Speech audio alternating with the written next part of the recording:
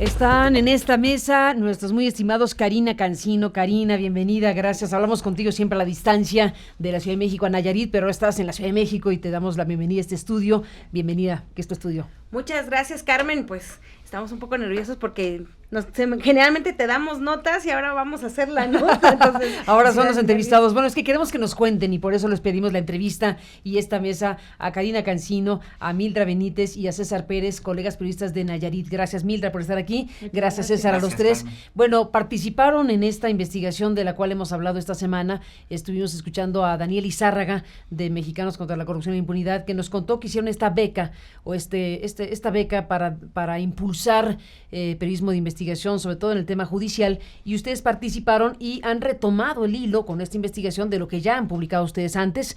Con Karina Cancino hemos tenido intervenciones muy fuertes desde el momento en que se dieron situaciones como la construcción de la Comisión de la Verdad en Nayarit, varias informaciones muy relevantes, y ahora, bueno, pues se articulan este trabajo, lo presentan como lo han presentado y muestran cosas, por ejemplo, como la grabación que escuchamos aquí, un fragmento de la grabación que se escuchó de la reunión que sostuvieron personas afectadas por la extorsión, afectadas por la delincuencia en su contra, afectadas por todo este modus operandi, y que se reunieron ni más ni menos con quien era fiscal, que es el fiscal Beitia, bueno, ya no es el fiscal, pero digamos hoy preso en los Estados Unidos, y cómo se dan estas escenas donde los pequeños comerciantes, las personas que se vieron a las que se les arrebataron sus bienes, sus propiedades, pues fueron con el fiscal a reclamar y a pedir que se hiciera algo, y bueno, pues en realidad estaban hablando, entre comillas, con el diablo,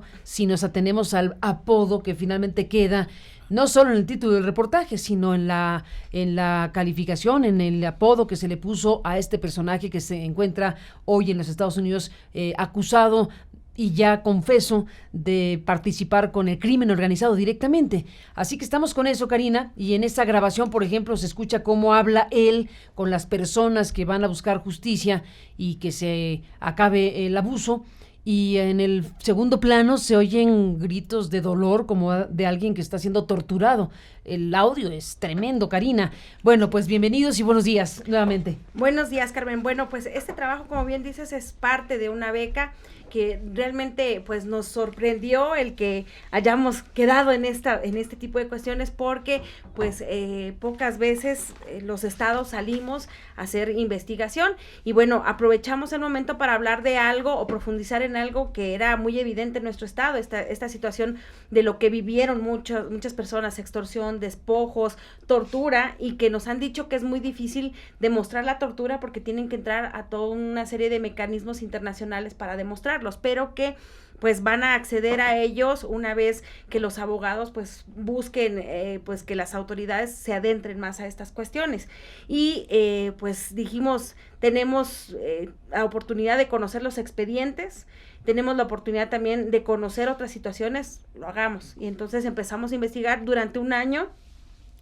Analizamos todos los expedientes que tienen estas personas. Son más de 2,000 personas las que se acercaron a la Comisión de la Verdad. 543 eran susceptibles de ser una denuncia o tener argumentos, por así decirlo, pero finalmente solo 25 pues no habían prescrito, tenían documentación suficiente para hacer una denuncia de hechos y que después se pudiera convertir en una carpeta de investigación. Y bueno, lo que sabemos hasta el momento es que las autoridades han dicho el viernes, a horas de que saliera este reportaje, que ya tenían giradas órdenes de aprehensión, 3 contra el exfiscal. El viernes, sí. Ajá, y que habían cerca de 28 denuncias en contra del fiscal y del exfiscal, Edgar Beitia, y del exgobernador Roberto Sandoval. Pero, bueno, desconocemos si tienen que ver estas carpetas con las víctimas, si tienen que ver pues con esta serie de despojos y sobre todo con estos crímenes de lesa humanidad, lo que tiene que ver con la tortura, que es lo que más no tenemos noticia todavía de que van esas carpetas. No nos han dicho absolutamente nada. Las personas sí saben, ¿no? Y ellas dicen que no les han actualizado en algunos casos, aún así han empezado con la reparación de daños, y a otras, bueno, pues desafortunadamente ya les han vendido las casas o que les quitaron porque no tomaron, 2 veces, porque no les han tomado lado, digamos, las otras autoridades, los registros públicos de la propiedad, por ejemplo, en Bahía de Banderas, no tomó en serio la restricción que envió la Fiscalía General del Estado. Bueno, acordamos con el fiscal general de Nayarit, Petronilo Díaz Ponce Medrano, una conversación. Yo me disculpo con él porque habíamos acordado a cierta hora y por razones de la presentación de la investigación de Odebrecht se fue alargando el tiempo y no pudimos entrar a la hora en que habíamos acordado y bueno, se disculpó por no entrar en un momento después, pero acordamos que mañana estaremos conversando con el fiscal de Nayarit para que nos cuente los detalles precisamente de lo que se anunció el viernes. En lo que eso ocurre, Mildra, ¿qué es lo que pudieron encontrar en este año de investigación? ¿Cómo ejemplificar con los casos que ustedes pudieron documentar el fenómeno que se dio en Nayarit, este fenómeno extremo, digamos, de abuso y de exceso y de colusión de la autoridad política con el crimen organizado? Yo creo que los casos que se lograron denunciar, que se pudieron denunciar, a los que nosotros tuvimos acceso, es una muestra de los 2,000 casos que a lo mejor se presentaron y posiblemente pudieron haber más. Gente que todavía tiene miedo de denunciar, pero que fue víctima y que decidió a lo mejor dejar pasarlo.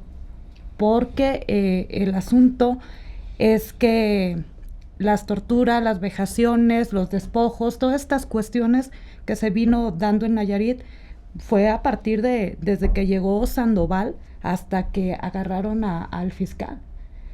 Nosotros pudimos encontrar en este año de investigación la forma que operaban, que a lo mejor teníamos más o menos una idea, porque obviamente estamos allá y en pasillos se escucha, pero no habíamos sentado, yo creo no habíamos tenido esa oportunidad de sentarnos y ver cómo está este asunto y encontrar coincidencias en uno, otro caso. ¿Qué coincidencias encontró? ¿Qué modus operandi había ahí? Por ejemplo, la forma para despojar a las personas. Por ejemplo, había los despojaban de bodegas, de casas, de ranchos, de terrenos, de autos. ¿Cómo es que ocurrió aquello? Tenía la manera en que operaba Edgar Beitia, era utilizando en muchos casos a la policía Nayarit. Esta policía bajo su mando, encapuchada, esta policía sin números, sin placas, sin nada, servía precisamente para intimidar. Esta policía era la que se encargaba de ir directamente con la misma... Se encargaba de ir por la gente. A Beitia o a Sandoval les gustaba, ¿saben qué? Quiero ese terreno, quiero esa casa, quiero esa propiedad. Y le llegaban los encapuchados, la recogían y se los llevaban con Beitia. Algunas personas les llegaban antes estos encapuchados y le decían, ¿sabes qué? Yo necesito tu casa, que nos tocó un caso, y esa casa, voy a venir tal día, necesito que me tengas tus escrituras y vamos a ir a la notaría. También las notarías aquí tienen un papel muy importante, porque todo se hacía dentro de lo que cabía legal, se podría decir. No dejaban cabos sueltos, o sea, era una ilegalidad dentro de la legalidad, realmente. Entonces, o se los llevaban directamente con los notarios para que pudieran hacer esto, o se los llevaban directamente con Edgar Beitia. Edgar Beitia, con su singularidad, sacándose su pistola y poniéndola en la mesa, en el escritorio, parte de la intimidación. Jugaba, yo creo que mucho con la mente de las personas, y era esta forma en que operaban. De esa forma, ¿sabes qué? Vas a hacerlo. Si lo haces, si no lo haces, te vas a ir a la cárcel. Y si no, ahorita terminamos todo esto, te vas y se acabó. Así eran las cosas. Así eran las cosas. César Pérez, colega periodista de Nayarit. Bueno, pues fueron un periodo de 6 años o poco menos, porque al final el periodo de Edgar Beitia al frente de la Fiscalía fueron algo así como 4 años, pero 4 años que sembró literalmente, como decimos en este reportaje. Se interrumpió porque los gringos lo detuvieron allá. A finales del mes y estaba en funciones. De abril. ¿Cómo sería el asunto de grave que eso no ocurre, que los Estados Unidos detengan a alguien en funciones mexicana, y aquí sí ocurrió. Sí, bueno, lo que pasa es que allá ya llevaban un avance en una investigación sobre un asesinato precisamente de una persona aquí en Nayarit, y se da el caso a la persona, la mamá de este joven que asesinaron, bueno, lo llevan quiere poner la denuncia, no se la aceptan, y ella pues va a Estados Unidos, allá interpone la denuncia, y bueno, pues ya se da toda esta la investigación allá, y por eso lo detención. detienen en San Diego, Sí. ¿cierto? Sí, en San Diego. En San Diego. Cruzando llegó a Tijuana, y al pasar hacia San Diego, pues ahí fue detenido. ¿Y qué cosa, bueno, que te iba a preguntar una obviedad, pero qué de todo lo que han visto más alto impacto les ha causado? ¿Qué caso, qué situación conocida por ustedes y publicada ya les parece que ejemplifica de mejor manera todo esto? Bueno, mire, entre otros casos, de los que más impactan por el asunto social, a mí en lo personal, el del señor Anguiano, por ejemplo, un señor que pone en venta una parte de su terreno. Él tenía un terreno de más de 80 hectáreas y ya estaba grande, ya es grande el señor, y dijo, pues ya no lo puedo trabajar todo, voy a quedarme con una parte que era una huerta que tenía solamente, y el resto, que eran como 50 hectáreas, las quería vender. Casualmente esas hectáreas estaban en un predio que colindaban con una propiedad del ex gobernador Roberto Sandoval. Uh-huh. Y bueno, pues él la pone en venta, pero bueno, su sorpresa fue que le quitan prácticamente todo, no nada más las 50 hectáreas, sino el resto. ¿Cómo fue? Porque hicieron la compraventa y le dijeron que ellos no querían dejarle los 18 hectáreas que él quería para seguir su huertita, su huerta. Para tener el resto, y bueno, tuvo esa complicación, la verdad. ¿Y vendió lo demás? Se lo vendieron, se lo compraron todo, y al final de cuentas pues recibió una cantidad muy inferior de lo que le dieron, ¿no? El caso de Venus también, que ahí lo tocamos ya al final en esta investigación. Venus, una joven que la acusaron de matar a su propia madre, y está en la cárcel. De hecho, hay un proceso y está en espera de una revisión de este caso, un caso, la verdad, que fue incluso de estudio de psicólogos por cómo fue presentado caso de un parricidio, un matricidio, uh-huh, en este caso, ¿no?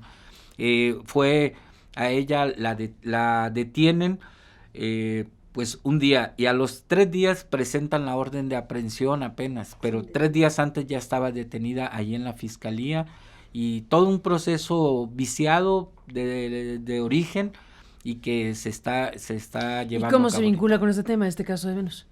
A ver, Karina es la que tiene más los datos de este caso. Es que a mí me tocó revisar a profundidad el caso de Venus. Bueno, ella, lo que es un caso, para empezar, Carmen, que yo creo que muestra todo lo que estábamos buscando. Colusión del Poder Judicial, colusión de abogados, de gente que también pues tenía que ver con la cuestión de la justicia, de la policía, la autoridad. Y bueno, pues esta mujer fue llevada a la cárcel de manera, pues creemos, injusta, porque, como decía César, la detienen en un día. Pero alguien mató, o sea, sí murió su madre. Su mamá sí murió. El asunto es que querían quitarle una propiedad, pero aquí hay dos, podrían ser dos cuestiones por las que murió su mamá. Su mamá trabajaba en el servicio médico forense y ella conocía detalles, por ejemplo, de cómo habían muerto algunos policías, y ella posiblemente podía revelar cómo murió gente muy relacionada, cercana al exfiscal, y particularmente de una reunión o una fiesta que ocurrió en Santa María del Oro, y que resultó muerto uno de sus comandantes más conocidos, y que también decía el documento que se había dicho, y lo hicieron también público, que había muerto ahogado cuando tenía muchísimas pues habilidades, digamos, y murió ahogado en un arroyo. Entonces, aparentemente la mamá de Venus revelaría todas estas situaciones, pero se sumó a que familiares de Venus estaban interesados en una propiedad de ella en Tantoyuca, Veracruz, de más de 5 millones de pesos, y fueron a buscar alianza con la fiscalía, o más bien fueron a denunciar el asunto y ver qué se podía hacer para que ellos se quedaran con esta propiedad, porque según la familia creían que no había sido heredada a Venus y que por lo tanto si estaba ya en la cárcel podían ellos heredarla. Lo que pasó es que en vida le habían heredado a ella ya las cosas y pues en ningún momento podía ser también la intención matar a su mamá para quedarse esa casa, porque ya le pertenecía todo. Entonces Beatty era una persona que buscaba oportunidades y vio en esta oportunidad de quitar la casa, pues también asesinar a alguien que le estaba causando problemas, como dice Venus, porque era muy hablantina y conocía estos detalles, pues que podrían relacionar a Beatty desde ese momento con la delincuencia organizada o con algunas células criminales. Karina, bueno, pues ahí está la investigación, nos tenemos que despedir, pero está el reportaje especial llamado Edgar Beitia, el fiscal que hizo de Nayarit un infierno, con el cual, bueno, ustedes han participado en este proceso de un año de investigaciones y bueno, se puede revisar el reportaje, está en esta página y en la página de Mexicanos contra la Corrupción, que fue quien becó para hacer esta investigación de un año, y bueno, vamos a hablar mañana con el fiscal de Nayarit para conocer mayormente lo que el viernes pasado dio a conocer en conferencia de prensa. Así que estaremos, César Pérez, en contacto, si me lo permiten. Mildra Benítez, gracias por estar aquí, y Karina Cancino, gracias a los tres. Gracias, Carmen. Nada más me gustaría apuntar en algo, que ya nos ha dicho la Fiscalía del Estado que tiene estas investigaciones, supongo que en cuestión del fuero común, pero nos hace falta que la autoridad federal también nos dé a conocer qué está haciendo en el fuero federal y por la relación, y ahora sabemos, porque es confeso, que tenía que ver con grupos criminales. Entonces, no tenemos respuestas de gobierno federal, por así decirlo, de la ex Procuraduría General de la República, y ojalá que también estos trabajos pues sirvan para impulsar ya una investigación en México en contra de ellos. Sí, mucho más amplia, porque además efectivamente en Estados Unidos es confeso el fiscal, el exfiscal, y bueno, pues está relacionado directamente con el crimen organizado, según ha dicho él mismo. Gracias, Karina, Mildra, César, a los tres, gracias. Un saludo a los amigos de Nayarit y bueno, pues estaremos viendo todo esto.